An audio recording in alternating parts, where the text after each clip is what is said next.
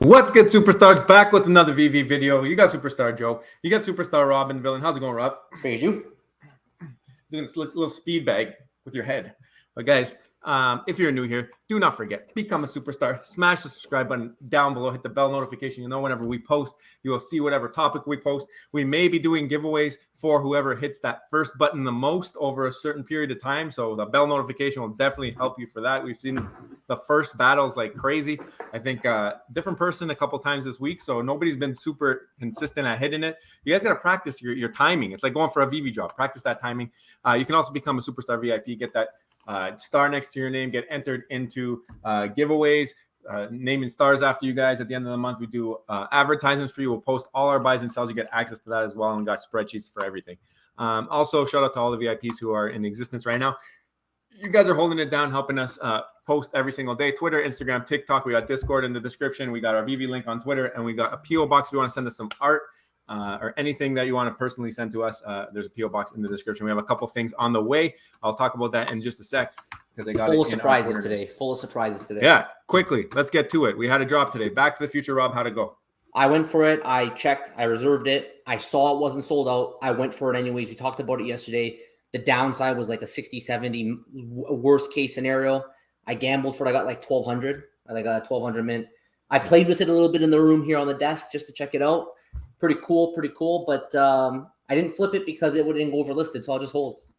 Yeah, I did the same thing. I hit the button. I waited. I actually waited a long time. I was like really indecisive on it. I checked the store. I saw it going for 70 right off the bat.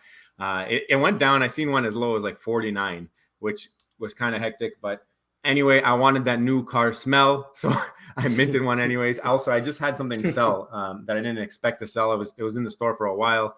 ASM 252. I sold it for like 1,200, 1,205, and then I had the gems.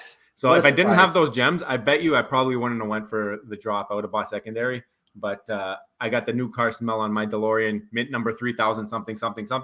Not the best, but it is a fun collectible to have, and I'm hoping that it'll eventually return to retail once they do sell out. I do think it will eventually sell out over time, this one here. People, as long as it stays closer to retail. If it starts to dip into the 40s and 50s, you might have a little bit of a harder time. What a nice feeling, though. You list something, you forget about it, like the day 29 or 30 before getting delisted, and then what do you know? It sells. That's the way to play, because now it's like selling for like 1,400. But are people going to buy at those prices? I don't know. And I got a question for you guys. I know I did a poll today. You guys will see it, but anyway, Veve, they talked about a new drop. Spooky season is upon us. Not the spooky stuff that we expected so far. Maybe we'll get some more IP spooky stuff, but for now we got designer con spooky stuff, so this is kind of cool. First one, this is Camille Garcia, Mike Eganart, and Ron Monahan, and Sket One. So 4 and 1 here. Okay, that's cool. So these are the 4. That's cool. This one's cool. I like that. I like that a lot. Yeah. And this is also cool. That's Sket One. A little skull. It looks like a Marvel Mighty. Yeah, but it's a Sket One, so that's like the same as the those elephants, right? Yeah. That's the 4. Cool. What's your favorite one? I think I like the boxing one. It's basically the Superstar Money intro. I think that's what they're trying to do here. I think so too. I still like the bottom right one. I don't know. It just speaks to me, but I love the fighting scene. I love this fighting scene. We might have to pick. We might have to cop up these two. Art. This statue here kind of reminds me of Randy's dog in the background. Oh yeah, it's a cat, but it's Dashy, I think. Yeah. Pride and Bond drops will be delivered October 31st. I was wondering about that. So 31st of October, Halloween, and a nice drop. So not too long. We'll see how many there are. We'll see how many Bond posters there are. I'm curious to see that as well. Hopefully they didn't mess up. Hopefully they didn't mess up the snapshot and everything's good, because I don't have mine anymore. Yeah.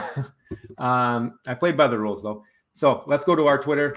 We talked about this way back when. I know that Superstar Puddin Cheeks went to Universal and ended up doing this, collecting the NFTs. He told us about it. Said you had to be on Universal Wi-Fi to do it or something like that. Oh, interesting. Okay. Because makes sense.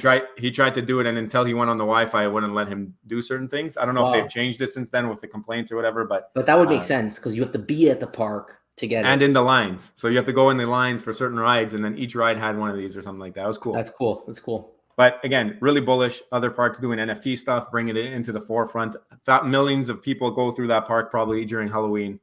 So think about how many people are learning. I was talking about on Randy's stream when he came on about the geo-referenced utility, and how like this is like an early version of it. You get a barcode to get the collectible.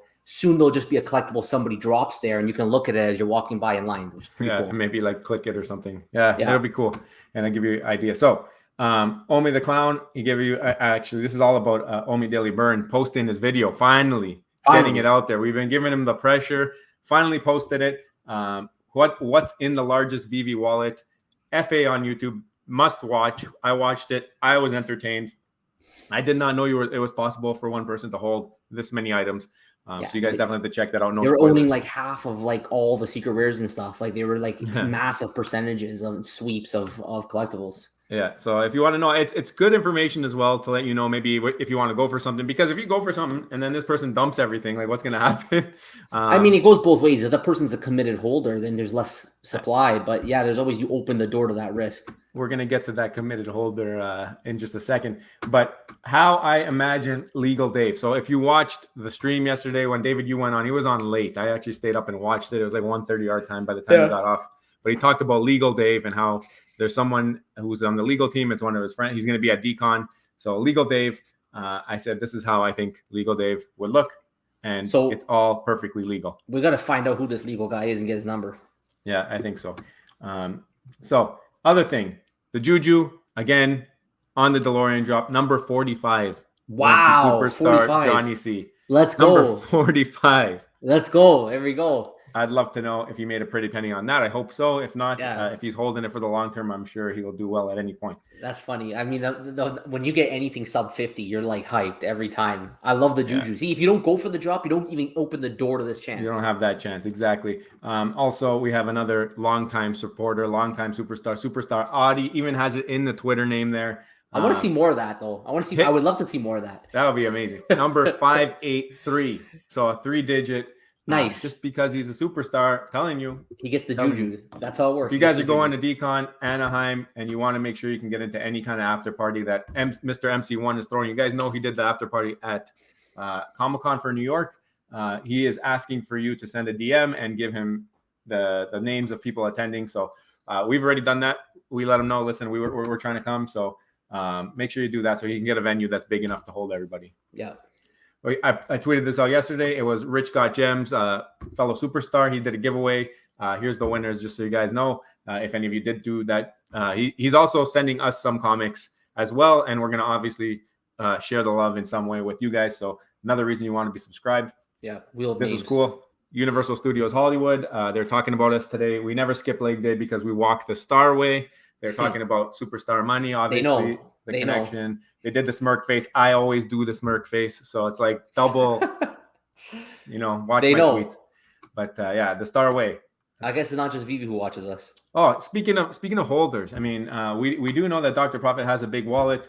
Somebody went through Dr. Profit's wallet, and the guy never sold the collectible. He keeps on buying and buying no matter what. True believer. Doesn't sell. He confirmed he does not sell. So some of these big wallets are holding a lot of stuff, and they're holding long term, which is good news. He only collects. That's all he does. Yeah. He just collects, nothing more. So let's get into the topic of the video. I sold my ASM 252 for like $12.05. I have money now, and I was looking at 2 items in the store, but I want to hear your ideas as well. I put them out on Twitter. I don't necessarily agree with this poll. I just wanted to see what you guys would say.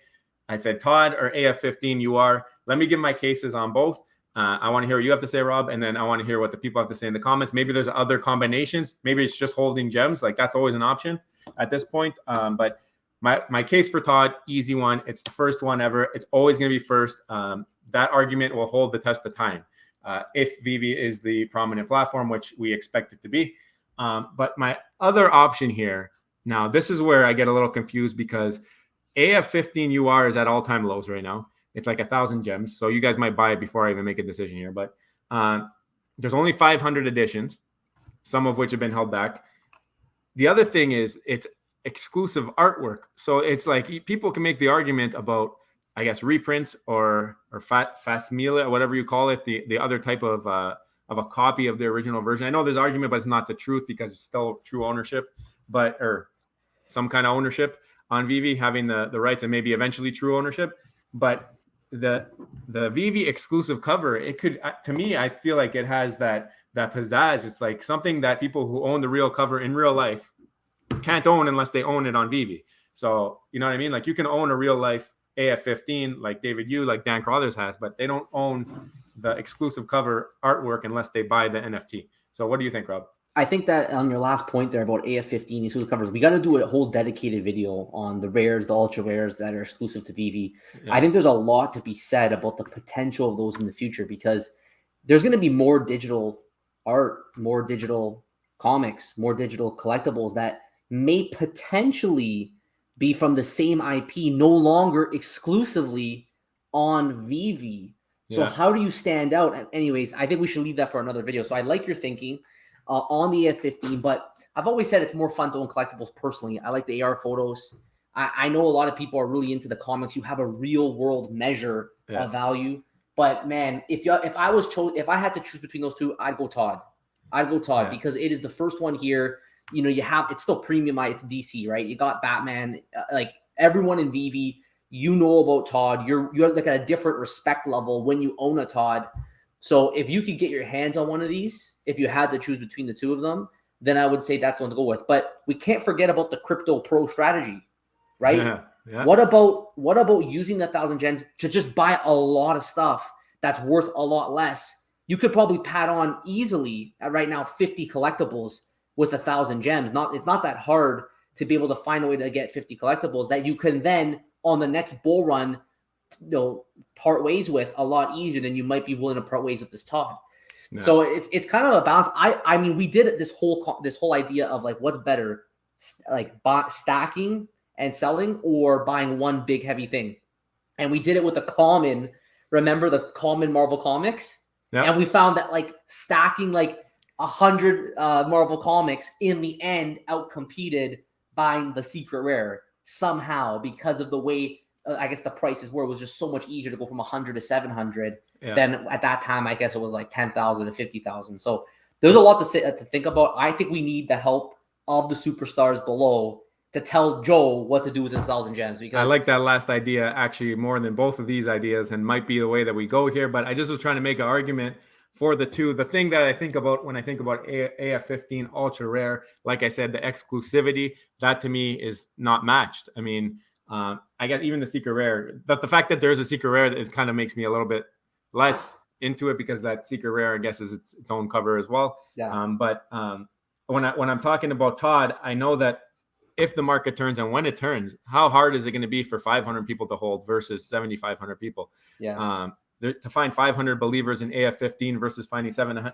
See, there might be more people who are believers in the collectibles when it does turn, like you said. So it might offset a little bit, but I can't see it being that tough for 500 people. The thing is that if people want to get the best of the best, they'll skip over the ultra rare and they'll be looking at the secret rare. So you might lose a little bit of that demand.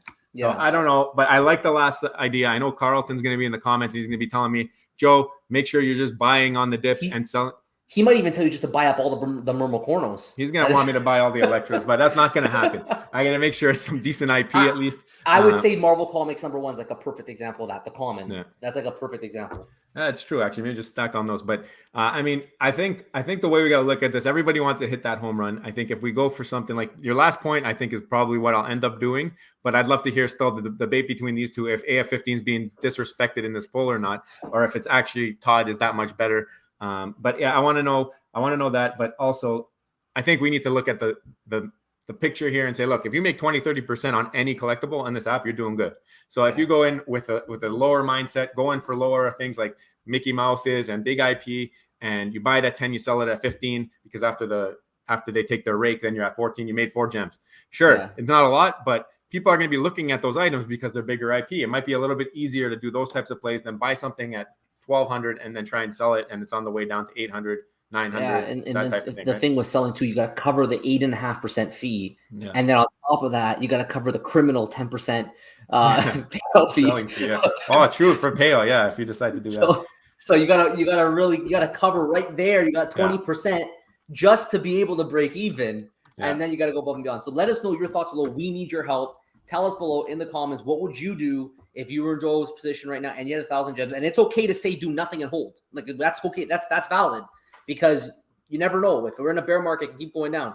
Let us know your thoughts. And if you haven't already, do not forget, smash the subscribe button. Wrong screen. Smash the subscribe button. Join the Superstar fam. hit the bell notification button because you never know what we're going to hit you with. And now you can also become a superstar VIP for $2.99 a month. Get the star beside your name. We love when we see that in the comments below. Get our spreadsheets to help you out on drop day, on whether you want to sweep a floor, get advertisements. We will advertise for you. Very underutilized. Get potentially, at the end of the month, a star of the universe named after you. A lot of fun. Want to bring as much utility to the VIP membership as possible. Thank you all to all our supporters and to all the superstars out there. And we'll see you in the next one. Take care. Bye-bye. Love you. Bye.